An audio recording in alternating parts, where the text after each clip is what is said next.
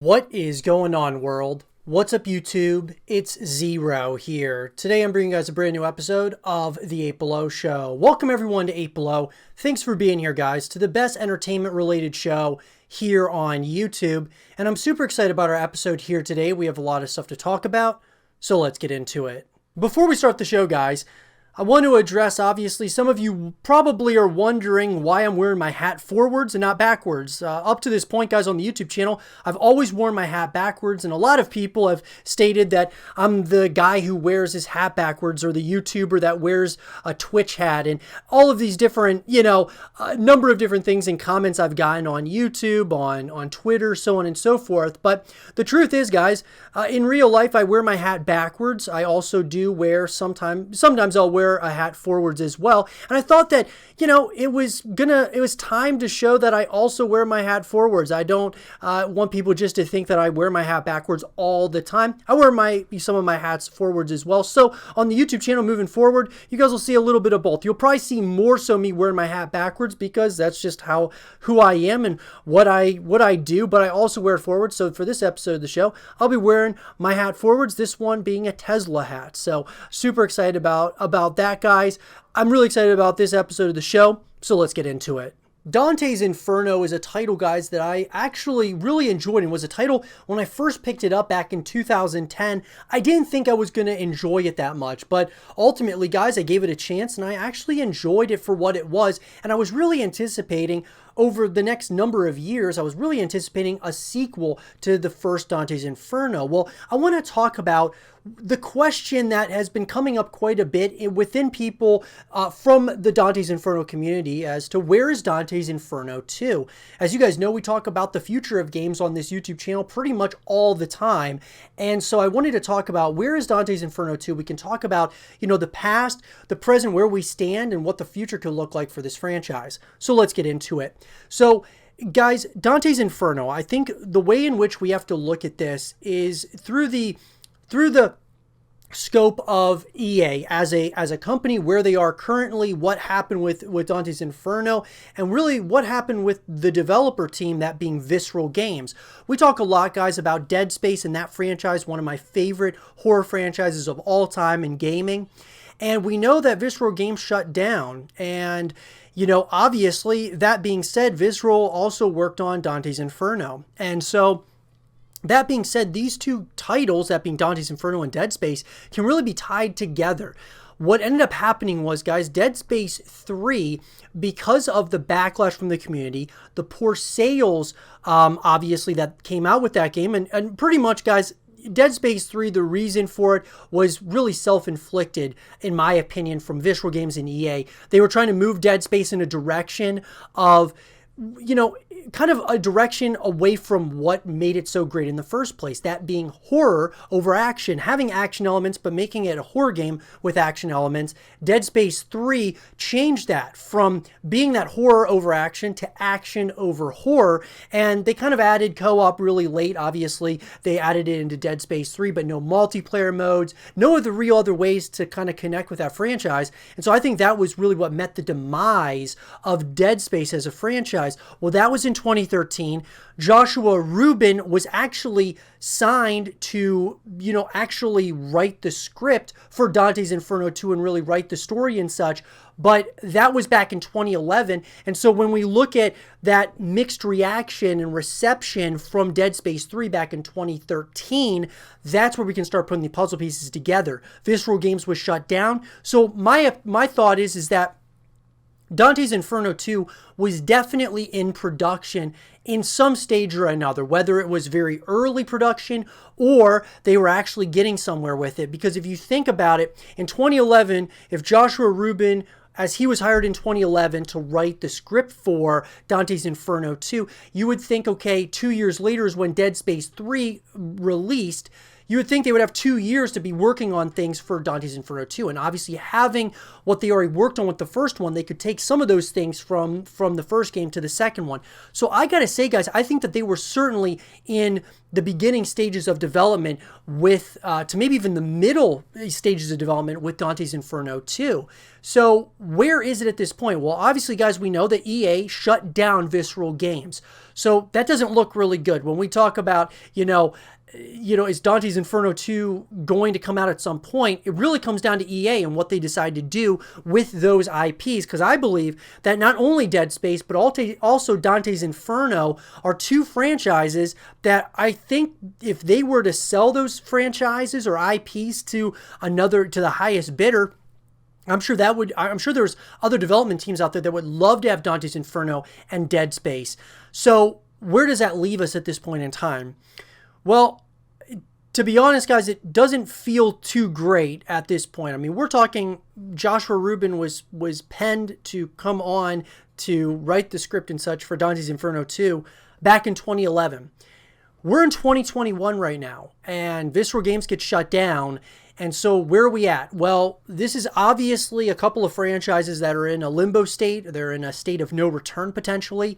It would really come down to EA either giving the reins of these franchises to another development team, or they sell the IP to the highest bidder, as I said. What's the most likely scenario? We usually don't see developers sell just individual IPs. It's usually like a big blockbuster deal, like what happened with Microsoft acquiring Bethesda, who obviously owns all those different IPs like Elder Scrolls and, just tons of different titles, right? They bought the entirety of Bethesda. You would almost have to see something similar to that happening here, where a company comes in and buys the entirety of EA, which sounds pretty unlikely because EA is one of the juggernauts out there of all the other, development teams out there, publisher teams out there. They're up there with Activision, they're up there with Microsoft. So I don't really see anybody buying out EA at this current point in time. So that really leaves us with the second option, which is selling the IP, and we don't see that happen too often. So, you can never say never. I think our best bet is for us as a community to voice our opinion to EA, stating that we want a Dante's Inferno continuation or something of that nature. Realistically, if they decide to come back with Dante's Inferno, in my opinion, what they would do is they would put a team together, a new development studio together that would go ahead and start working on like a remastered Dante's Inferno, maybe with some added features and things of that nature, sell it to the public, and then if it does well enough, they can greenlight a Dante's Inferno 2 as well. And I already stated that I felt like this was probably the best way forward for Dead Space as well. You kind of remaster or you reimagine the first 3 games, and then if they do well enough, then you go ahead and make a new entry into the series, kind of like what they're doing with Resident Evil, making those remakes, even Prince of Persia. So I think that that's probably their best way forward, in my opinion, if we're ever going to see a Dante's Inferno 2. But at this point, guys, it doesn't look too great right now. But I would love to hear your guys' thoughts about it in the comment section down below. Do you think we'll ever get a Dante's Inferno 2? Let me know. And for more Dante's Inferno 2 content and videos, stay here with Zero TV. Evil Dead is an up-and-coming title, guys, that's coming into, obviously being added into the growing horror genre in video games, which I'm really excited about. And Evil Dead the game, guys, it's being kind of promoted as a game that's going to follow a similar plot to Sam Raimi's original Evil Dead film, which I think is absolutely awesome, guys. I love Evil Dead as a movie, and I really am excited to see this franchise kind of expand now into the gaming stratosphere, and that's something that I'm really excited to talk about here. We're going to talk about everything that we know so far about Evil Dead the game. Let me know in the comment section down below what you guys think about it, and we can have a real conversation about it. So let's get into it. So in an article written by James Williamson of Screen Rant, Ash is back, as are many other characters in the recently revealed Evil Dead the game. So the Game Awards were filled with surprises and new game reveals, but one of the most unexpected of the night was the premiere of Evil Dead the game. Based on the hit horror franchise, Evil Dead the game will follow a plot similar to that of director Sam Raimi's original film while featuring characters and creatures from the entire series. Most importantly, Bruce Campbell will be strapping on his chainsaw once again as he'll be reprising his iconic role of Ashley J. Williams. So this is exciting, guys. I mean, right when you start saying that it's going to follow a plot similar to, the original film, that gets me excited. The first Evil Dead film follows 5 college students as they take a trip to a cabin in the woods for a peaceful, secluded vacation. In the basement of the cabin, they find a mysterious book and tape recording. The tape is a recording of demonic incantations from the book, and when the group plays it, they accidentally summon a demonic spirit. The spirit then begins possessing and killing members of the group. They try to escape, but a fallen tree is destroyed their bridge out of the woods. Eventually, main character Ash is the only one left alive. Spoiler alert, but this, guys, is pretty exciting because what I'm kind of wondering about, with Evil Dead, the game, is how far this is going to go into this universe. Because I'm glad that they're going to kind of, have a plot similar to the original movie, but I also would like them to kind of go into some uncharted territory as well with the game that we can explore, so on and so forth. Places that we aren't really used to seeing from the movies and such. But that being said, the second Evil Dead film picks up where the first left off, with Ash alone in the cabin, trying to fight off the demon. At one point, a demon takes possession of his hand, which he then cuts off and famously replaces with a chainsaw. Evil Dead 2 ends with the wormhole opening up and sending Ash to the Dark Ages, which sets up Army of Darkness, where Ash must fight the forces of evil in medieval times. It's a wild universe with many characters, and Evil Dead, the game looks like it will take advantage of all of that. I think, to be honest, guys, a lot of times when we look at movies being, converged or translated to games, they usually work better than that of, games into movies, at least as of late. But this one, absolutely, to me, with all the creativity that kind of this film franchise encompassed, I think it's going to bring so much to the fray for the game itself. And that's what I'm really excited about. Now, as far as the details are concerned, guys, Evil Dead the game takes place at the log cabin from the original 2 Evil Dead films. There is an open portal in the woods allowing demons and monsters to come into the world, so players will have to work as a group to explore the woods and collect artifacts to try and close the rift. Players take control of 4 characters from the films and TV series, including Scott from Evil Dead, Kelly Maxwell from Ash vs. Evil Dead, Lord Arthur from Army of Darkness, and Mr. Boomstick himself, Ash Williams. Players will also have the option of playing as the Kandarian demon to hunt down the other characters in the game, deploying other demons and monsters for players to fight. So, a lot of people are comparing Evil Dead the game, as far as the gameplay is concerned, to Dead by Daylight. While there hasn't been much gameplay revealed yet, Evil Dead the game looks like it will operate somewhat similarly to other recent survival horror hits like Dead by Daylight or Friday the 13th the game.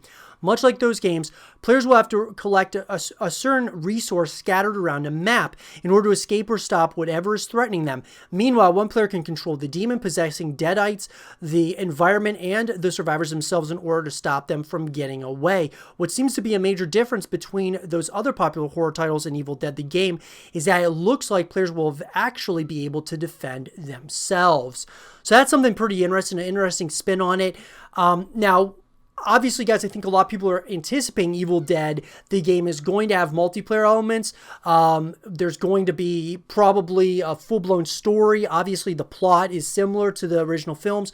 What I'm wondering is if they're going to try to merge multiplayer into the story, or if they're going to just have the story totally separate from the main game, or from the multiplayer and the co-op modes and things of that nature. So, with that, as far as the big question people want to know is, when is the game going to release? So the Game Awards trailer for Evil Dead, the game, may not have revealed much, but it's a very promising first look at the game. It seems developer Saber Interactive and Boss Team Games are making this title with a lot of respect for the source material. Although it does not have an exact release date yet, Evil Dead the game will be coming to all major consoles, past generation and current, as well as PC sometime in 2021. Take that with a pinch of salt, guys, because of everything going on in the world. We don't know for sure if it's going to get delayed or not. We've seen multiple games delayed. This one could certainly fall into that same group. Hopefully, though, it sticks with 2021. So That being said, guys, what can we really take from this? I mean, at this point in time, I gotta say that this title has a lot of promise, and I'm really excited about it. It's got basically everything that you could kind of want from a horror title like this, where there's a lot of creativity, crafting, unlockables, being able to upgrade your characters in the multiplayer realm. I'm hoping that there's a full-blown story. Then you've got the multiplayer elements and co-op elements to make it a full package. That's something I really want to see, because we didn't really get that with Dead by Daylight.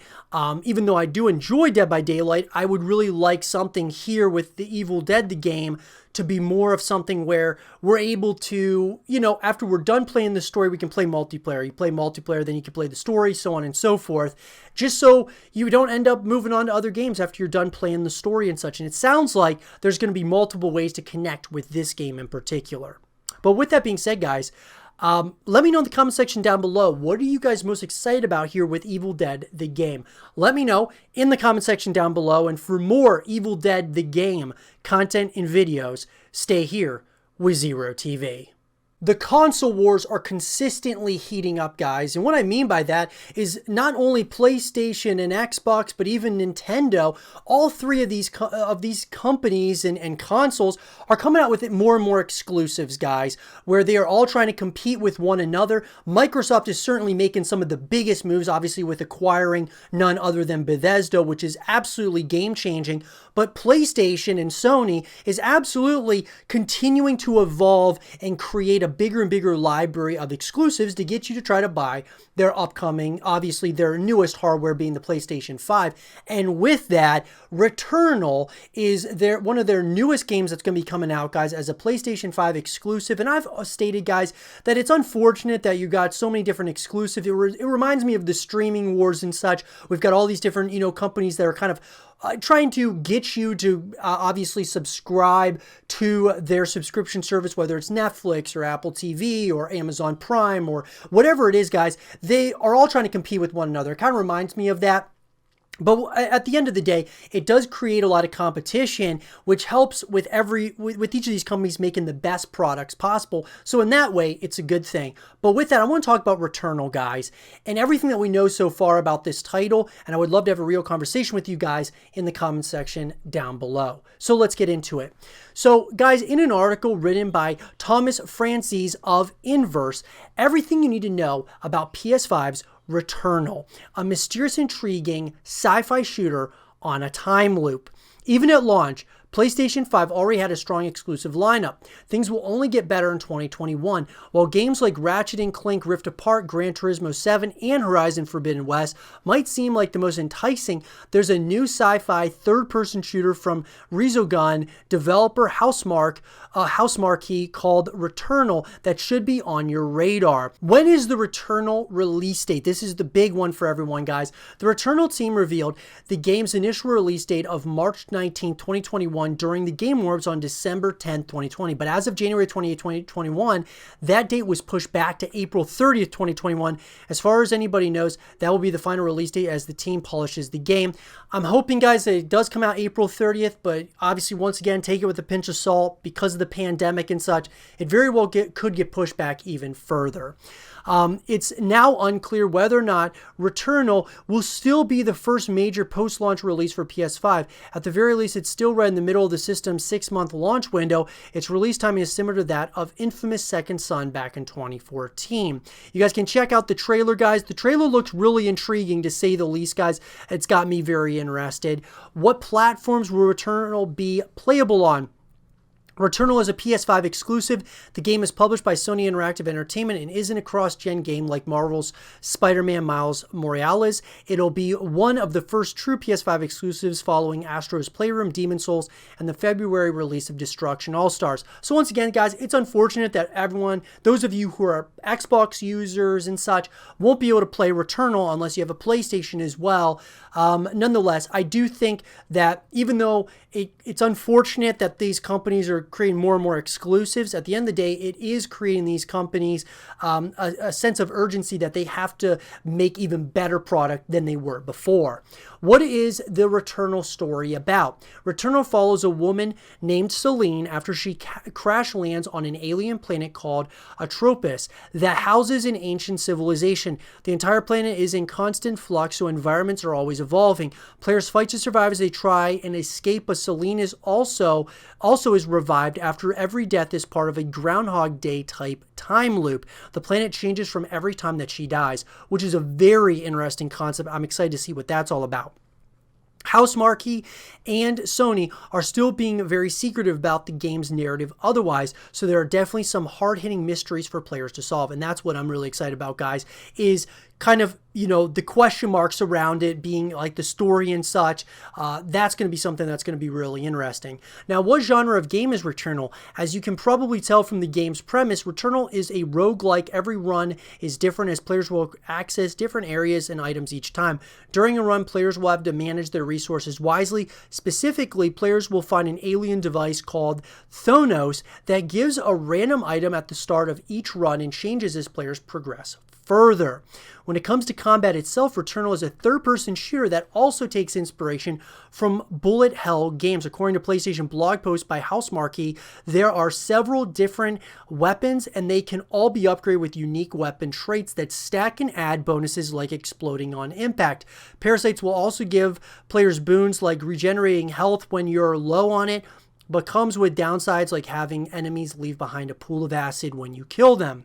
So interesting stuff, guys. Very interesting. And I got to say, look, this is what I'm excited about, is that this game, it kind of is a kudos to a number of other titles out there, but at the same time, there's certainly some obviously similarities to other games, but it's got its differences as well. It's going to be very unique in my opinion as well, and that's what I'm excited about. I'm excited to see something a little bit different here. The premise alone is really interesting, so like I said, guys, we don't have all the answers, but this could have a lot of, you know, questions that you got to actually, you know, get answered throughout the course of the story, and maybe there'll be like some significant mysteries similar to that of Mass Effect or something of that nature. So it'll be really interesting to see where they go with it.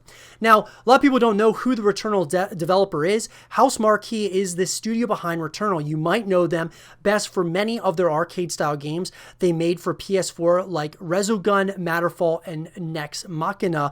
All of these games were fun and highly polished, with Resogun and Nex Machina drawing widespread critical acclaim. Now, for me, guys, I have actually not played any of the games that Housemarque has done, but I will tell you this, I am planning on playing one or two of them before this launch of Returnal, just to kind of get an idea of like the styles and such of what they kind of are going for, because it's kind of really to anticipate and get excited about Returnal as you know, as it gets closer and closer.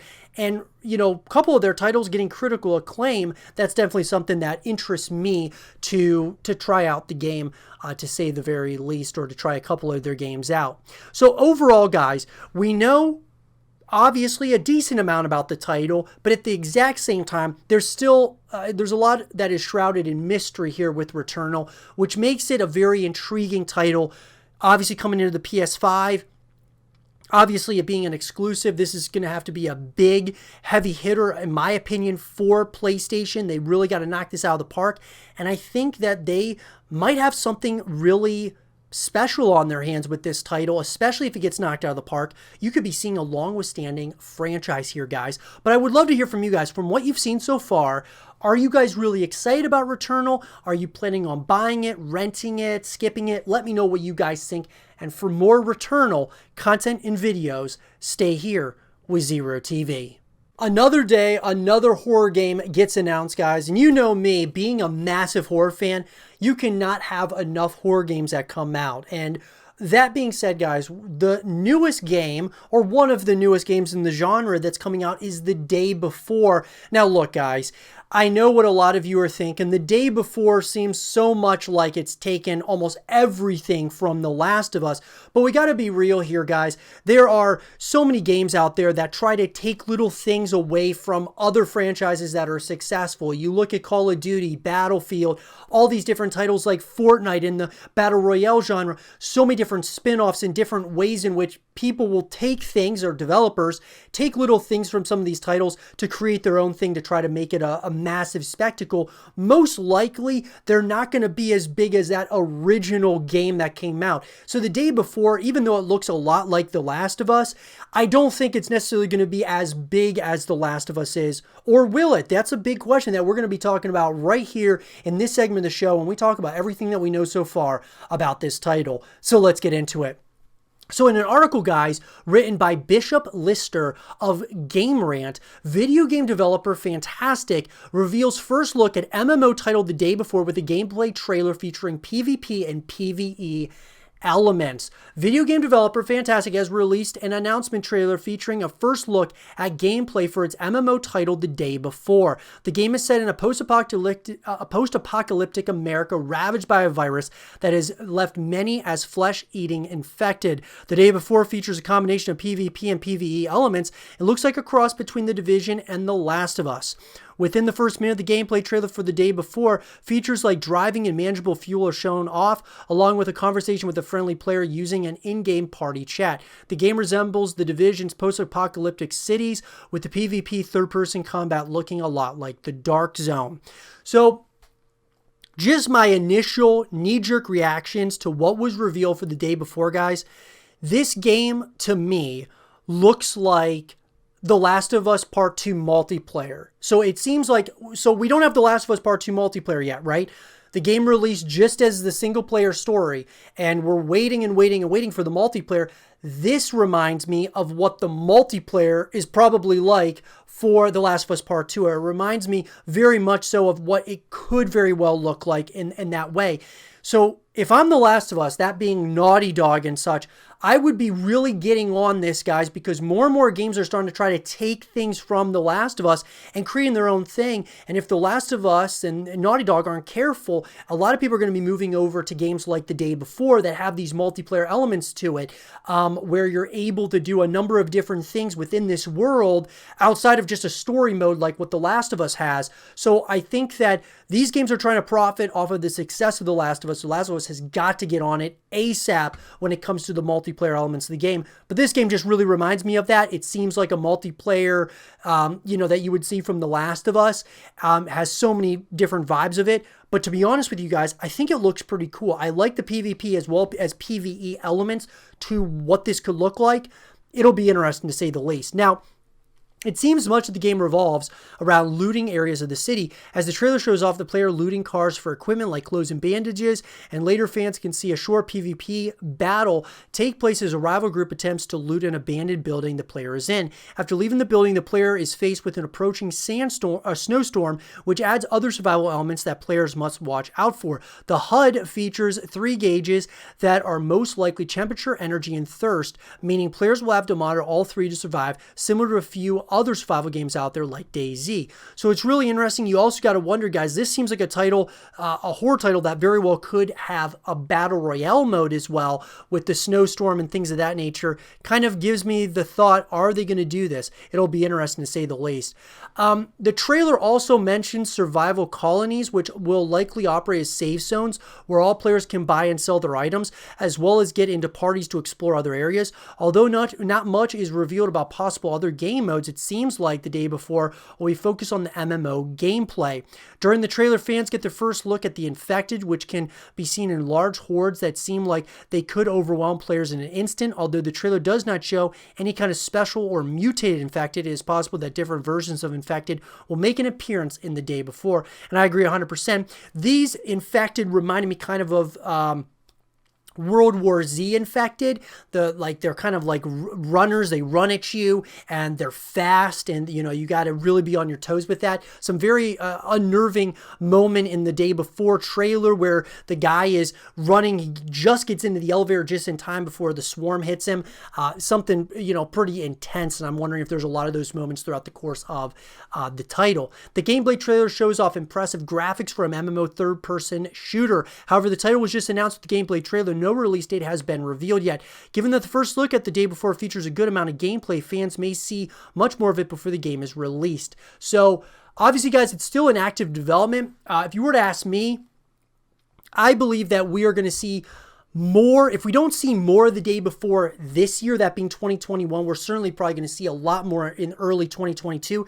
I actually wouldn't be surprised if we actually see, this title come out in 2022 at some point. I'm not really anticipating it here in 2021, but if they were able to get it out in 2021, there could be some significant competition very quickly to The Last of Us multiplayer, if The Last of Us multiplayer even comes out in 2021. So if the day before comes out this year, that could really spell some problems for The Last of Us multiplayer, in my personal opinion, guys, even though The Last of Us, guys, is definitely at the top echelon of these style games.